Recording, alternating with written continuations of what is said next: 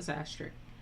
I wanted to spend just a little bit of time today talking about Euclidean rhythms. This is a Reason rack extension that's been around for a little bit of time. It actually started off as a different plugin. Let's just go take a look at it real quick.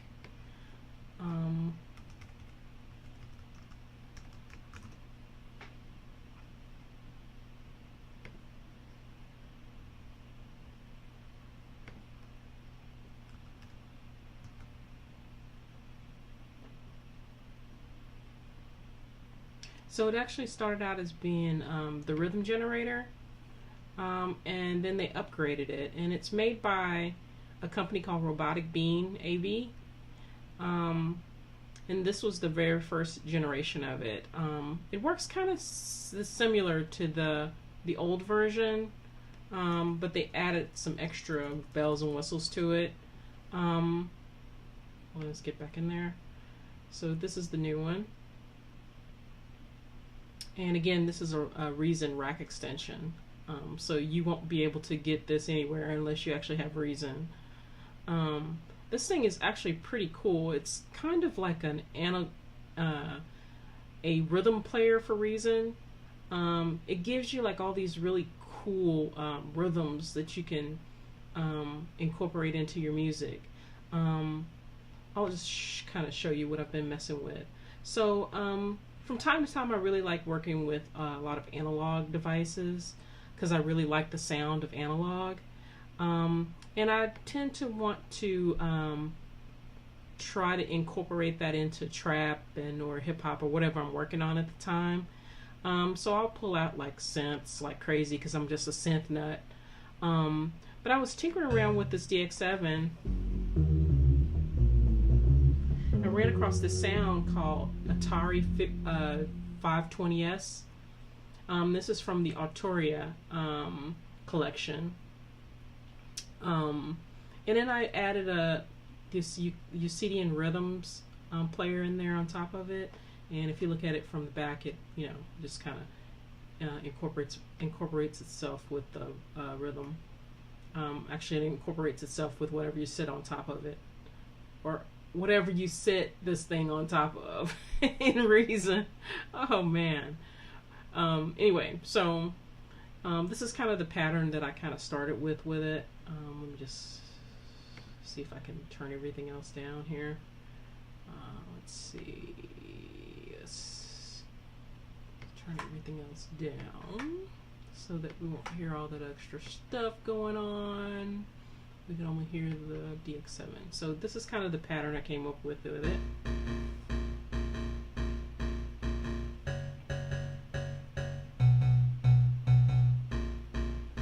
Yeah, kind of video gamey.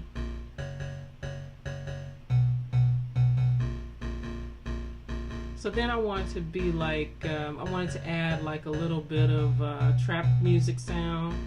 So I dug through my sounds and I found this art that kind of worked with it.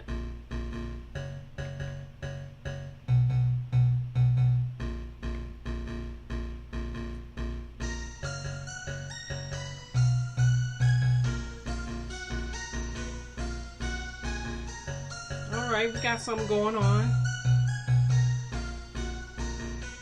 Then from there I said, okay, well, let's see if we can put like let's try to put a little bit of filler in there, like a little pad kind of sound.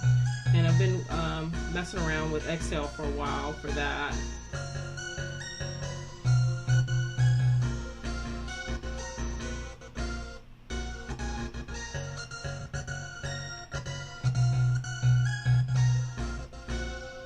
Okay, let's just increase our... I'm already at... I think it's because my screen recorder like uses a lot of resources to make things happen when it's recording the screen. Let's see if we can live past it.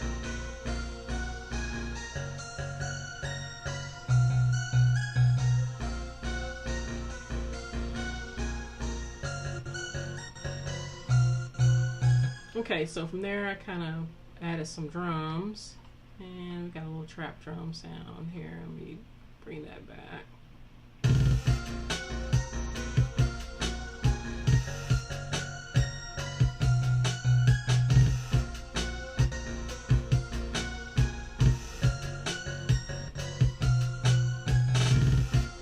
Okay, but there's still something missing, so I went ahead and added a little dirty 808 in there to give it like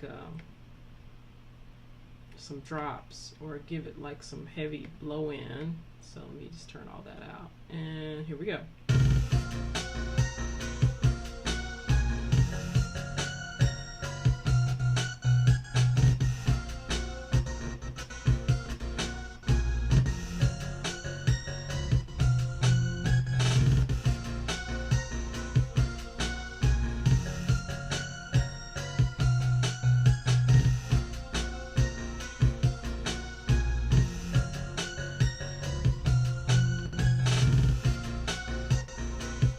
But, and then I started thinking about my ARP. So I'm not sure how this is going to sound when I do this because of my screen recorder taking up resources. I think I've turned off everything that I could possibly turn off that would give me more resources. But then I added halftime. So halftime is this really cool plugin. It kind of really slows things down, and you have the ability to be able to slow it down by bars and beats, or even half beats. So this is what I did to the ARP.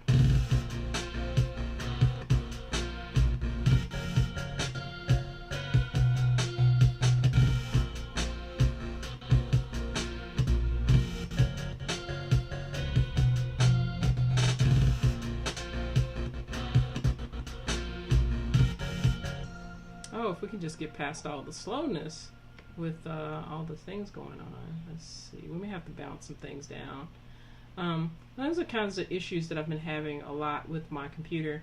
Now, my computer actually is pretty decent. It's a Mac Pro. And I have like a 2.6 Intel iCore processor, 16 gigs of RAM, and an SD 500 gig SD hard drive. So it seems like I shouldn't be having these kinds of problems, but I am. Unfortunately, it's like it's a little frustrating when you're doing this and you're trying to do screen recording with it, so it just makes it really tough. So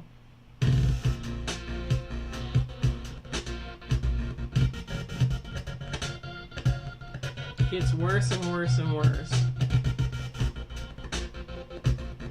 So I was wondering if anybody else has been having these types of problems as well.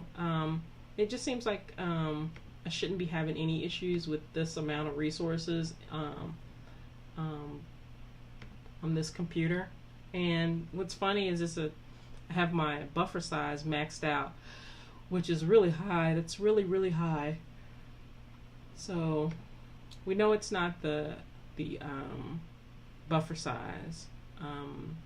And from a plugin perspective, let's see what we've got going on. We've got how many? 3 contact players running, and just 1 regular VST. So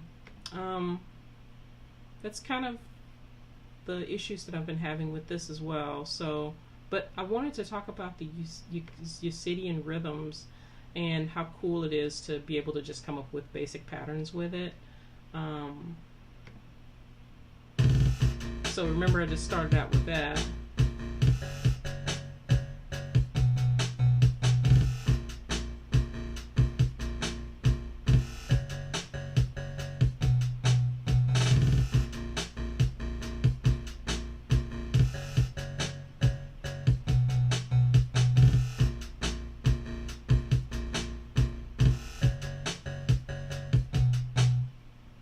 So, from a usability perspective, it's actually pretty cool because it allows you to be able to kind of create these different rhythms They also have like the predefined tempos that you can use with it. If you go here, let's see, yeah. So this is actually a predefined tempo or predefined rhythm that I pulled from the patch list. It's called MPre, but there's tons of other ones that actually come with it.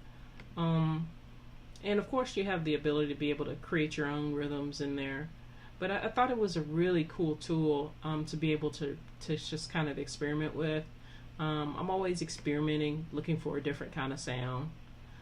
So that's all I wanted to share with you, was this really cool little rack extension. So hopefully you'll pick it up in the Propellerhead Shop's rack extension store. If you have questions, please leave comments down in the comment section. Thanks for watching.